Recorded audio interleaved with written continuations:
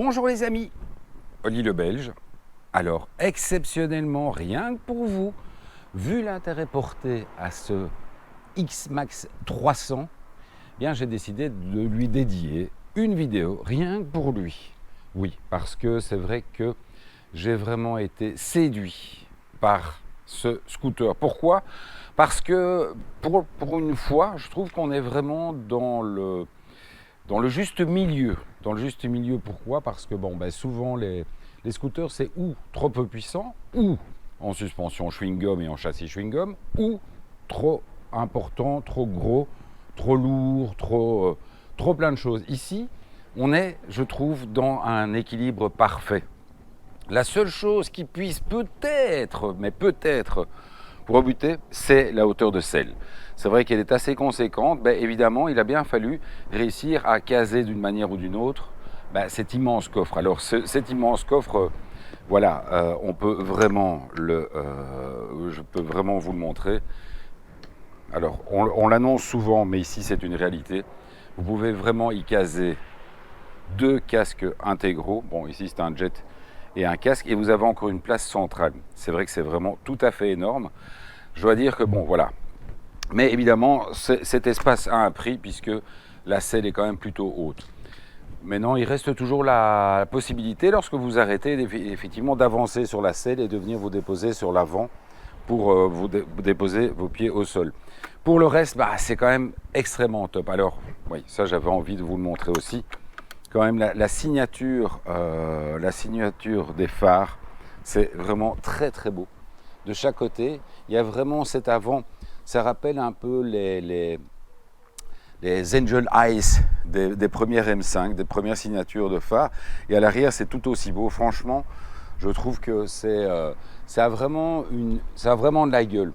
Et ça, c'est le genre de détail qui donne une plus-value à ce scooter. Parce que justement, outre, évidemment, la plus-value, vous la payez. Surtout ici en finition TechMax, puisqu'on est quand même dans l'ordre, on est à plus de 6 300 €. Donc c'est quand même pas donné. Mais je trouve qu'on en a pour son argent, parce qu'on se rend compte que Yamaha travaille déjà depuis des années sur ces maxi scooters. Et c'est clair que tout est là. Tout est fait.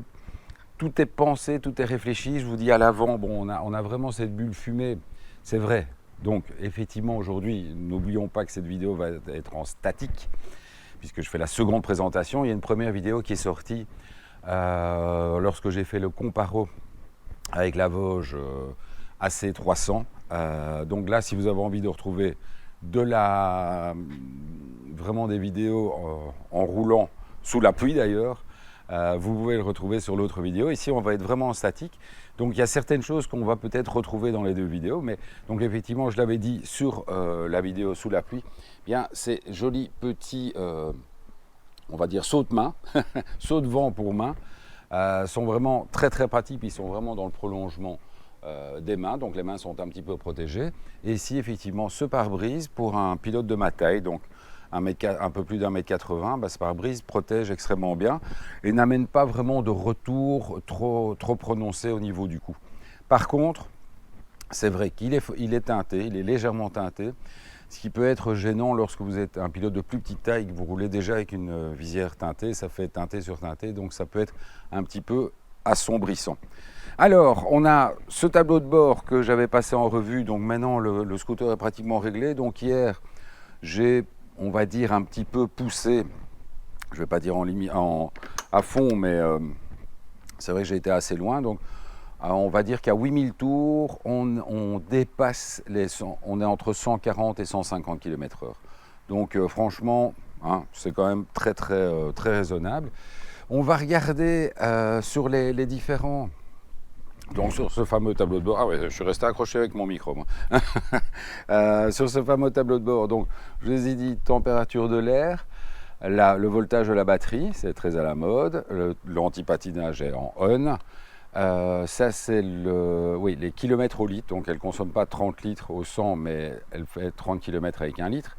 Donc ce qui fait une moyenne de 3 litres 3, mais je viens de faire le plein et c'est vrai que j'ai fait les tests de puissance, donc de vitesse de pointe, donc effectivement j'ai quand même tiré dedans. Voilà, kilomètre heure, lettre, litre au 100, etc. Bon, ça, il faut rouler pour l'avoir. Alors, il y a des choses, et ça, j'avais déjà vu sur le T-Max.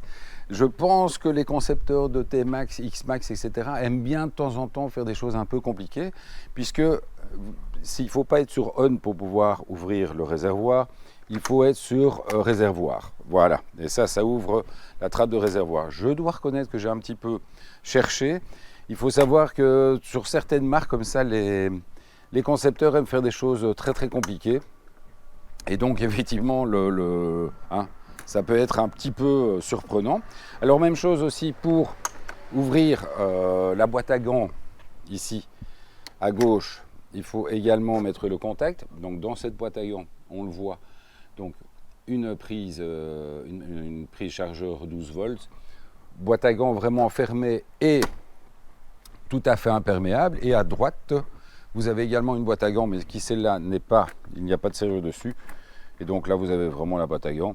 Et donc, évidemment, dans cette boîte à gants, ici, dans ce cas-ci, le keyless et une clé. Ça, c'est très bien fait aussi. On avait aussi retrouvé ça sur l'XADV. Donc, ce sont des clés où vous pouvez quand même ouvrir le coffre sous la selle pour pouvoir atteindre la batterie, etc. en cas de batterie plate. Parce que c'est quand même toujours assez gênant lorsque la batterie est plate et que vous avez une ouverture de coffre électrique, vous ne savez plus l'ouvrir. Donc maintenant, tout ça a été quand même beaucoup plus réfléchi. Et donc, il y a la possibilité d'ouvrir le coffre même si la batterie est plate. Pour le reste, effectivement, ce pot d'échappement extrêmement discret. C'est presque un peu ralent. Alors, autant on trouve des T-Max qui font un full bordel en ville, on en entend régulièrement passer, autant dans le cadre de cet X-Max 300, c'est vraiment très discret, même un peu trop. Bon, évidemment, les nouvelles normes sont là aussi. À côté de ça, bon, autant être plutôt discret. Mais on est vraiment pratiquement au niveau d'un scooter électrique, au niveau de la discrétion. Donc, c'est une chose sur laquelle il faut compter lorsque vous êtes en ville. Parce qu'effectivement, les piétons ne vous entendent pas arriver. Voilà. Alors, bien, donc très longue vidéo. Donc, celle d'aujourd'hui plus l'autre que je vous ai sortie il y a quelques temps. Parce que ça m'a vraiment... c'est vraiment un scooter qui m'a, je vais dire, presque réconcilié avec ces scooters de milieu de gamme, on va dire. Parce que c'est vrai que les 125, c'est quand même des veaux. Et souvent, je me suis retrouvé avec des scooters de 150, mais vraiment avec une tenue de route déplorable. Ici, on peut compter sur la roue avant de 15 et la roue arrière de 14 pour avoir ce comportement vraiment presque moto. J'ai dit presque, j'ai pas dit moto, j'ai dit presque moto. Donc voilà, allez, on se retrouve bientôt. Là, aujourd'hui, on va récupérer la Orcal SK03. Et puis la semaine prochaine, la S Miller, la Vosges, etc. Donc continuez à vous abonner, continuez à nous suivre. Vous êtes super, c'est hyper gratifiant de savoir qu'il y a de plus en plus de monde qui nous suit. Et on vise toujours les 10 000 pour la fin de l'année. Allez, bisous les michetoux, bisous et à bientôt. Ciao.